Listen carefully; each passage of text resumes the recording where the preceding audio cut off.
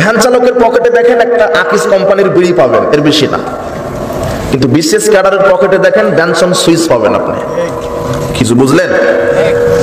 ওর degree বেশি, ও চিন্তা করছে যে আমি কেন আকিস কোম্পানির বিড়ি খাবো, আমি তো বিশেষ ক্যাডার, আমি খাবো কি ব্যানসন সুইচ। অথচ যে ব্যানসন সুইচ, আকিস বিড়ি, জর্দা, গোল, সিগারেট কুকুরেও খায় না। ওটা তুমি খাও, তোমার বাপ খায়, তোমার ডাক্তার খায়, এই ক্যাডারগুলি খায়। সব ক্যাডার না খায় তো, নাকি না মিথ্যা বলছো মনে হয়? হ্যাঁ, মাছি কিন্তু সব জায়গায় বসে, নোংরা জায়গাতেও বসে, ভালো জায়গাতেও বসে, টয়লেটেও বসে, ফুলের উপরে বসে, সব জায়গায় বসে। এই মাছির মতো হলে যুবকদের চলবে না, যুবকদের হতে হবে মৌমাছির মতো। মৌমাছির মতো মধু আহরণ করে জাতির কল্যাণের জন্য আপনাকে আমাকে দিতে হবে। এজন্য যুবক যারা আছেন, যে সময়টুকু পাবেন নিজের আদর্শকে, নিজের গোড়াকে মজবুত করেন।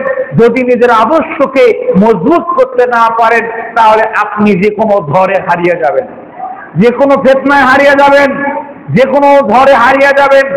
আর যদি আপনার গাছের গোড়া মজবুত থাকে, যত ধরই হোক না কেন, যে কোনো বাতাসে আপনাকে হারাতে পারবে না। কেন? আপনার গোড়া হচ্ছে মজবুত গোড়া। এজন্য মুসলিম যুবক ভাইদের বলছি, আপনার আদর্শ যেন হয় মুহাম্মদ সাল্লাল্লাহু আলাইহি ওয়াসাল্লামের আদর্শের মধ্যে। আপনি যে সময়টুকু থাকবেন, এই সময়টুকু আপনার উচিত ইসলামের জন্য কাজ করা, ইসলামের জন্য নিজেকে বিলীন করা। আপনি যে সময়টুকু থাকবেন, এই সময়টুকু নিজে কি করলেন, জাতির জন্য কি দিলেন, এটা আপনাকে ভাবতে হবে। কিন্তু যে আপনি এই যুগে এসে যুগের চাহিদায়, যুগের অবসরস্থিতির বলে আপনি হারিয়ে যান, আপনি বিলে হয়ে যান, তাহলে আপনার জীবন বৃথা।